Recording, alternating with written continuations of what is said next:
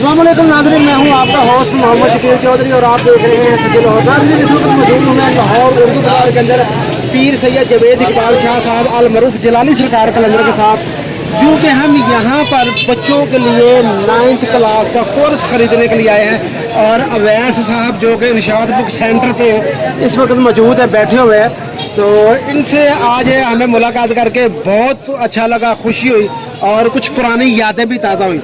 तो अवैस भाई, सबसे पहले मैं आपसे एक बात पूछना चाहूँगा कि जदीद ज़माना, जदीद तलीम हो गई है और जदीद तकाज़े हो गए, क्या मज़दूर का बच्चा आज तलीम हासिल कर सकता है? आप तो बुक शॉप पे होते हैं ना, आपको पता होगा कि आपके कारोबार के हिसाब के मुताबिक आप अच्छा जानते हैं, आप इसका बेटर जवाब देंगे, मुझे बताइएगा ज़रा। सर, मैं ये कह सकता हूँ कि जिस तरह फी ज़माना जिस इंसान की जो वैल्यू है ना, हम उसी वैल्यू को आगे लेके चलें तो वही वैल्यू तालीम की हुई है। एक मज़दूर जो एक ले रहा है कि 1000 रुपया दिहाड़ी ले रहा है, तो वो अपने बच्चों को भी 1000 रुपये की तालीम ही देगा, वो उससे ज़्यादा की नहीं दे सकता, क्योंकि बेचारा अफोर्ड ही नहीं कर सकेगा।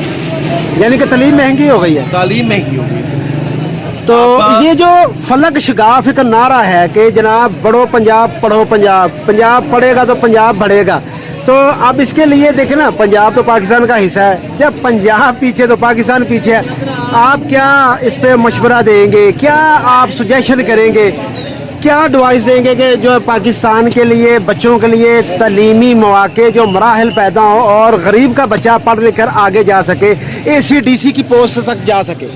ये तो मुमकिन ही इस सिफारिशों के बगैर। और जो नारे लगाने हैं वो नारे से लगाने के लिए होते हैं, यानी कि ये सियासी बातें हैं, सारी बातें हैं, ये प्रैक्टिकली कुछ भी नहीं। आज का एक टीचर जब हमसे बात करते हैं कि इस तालीम के हवाले से, वो तो एक कारोबारी बंदा हो गया होगा, वो तो उस्ताद है ही नहीं जी। आज का उस्ताद भी उस्ताद रहे हैं, यानी कि ये बात बिल्कुल ठीक है कि आज तालीम जो है ना वो एक बिज़नेस कारोबार का रूप अख्तियार कर चुकी है। अगर आप स्कूल से एक डायरी भी लेते हैं तो वो भी आपको 500 में मिलेगी, और जो आपके बच्चे का जो क्लास का कोर्स है, सब्जेक्ट है, अगर आप वो लेने के लिए जाते हैं तो जनाब उन्होंने अपनी मर्ज़ी से यूनिफॉर्म अपनी मर्ज़ी से, यानी कि ये मराहल है जो गरीब को तय करने पड़ते हैं। 1000 की दिहाड़ी लगाने वाले बच्चों को कैसे पढ़ाएगा?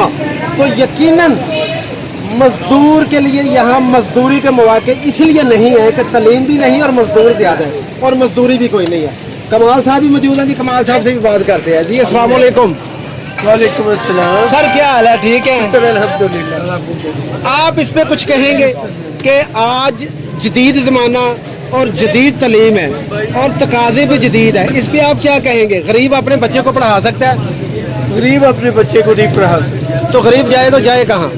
वो पार्ट टाइम करे और कुछ करे तो आगे बढ़े, पार्ट टाइम करे कुछ करे तो आगे बढ़े, वरना जदीदियत का तकाजा तो ये कहता है कि पैसे लाई जाओ आगे बढ़ाई जाओ, पैसे लाई जाओ आगे बढ़ाई जाओ।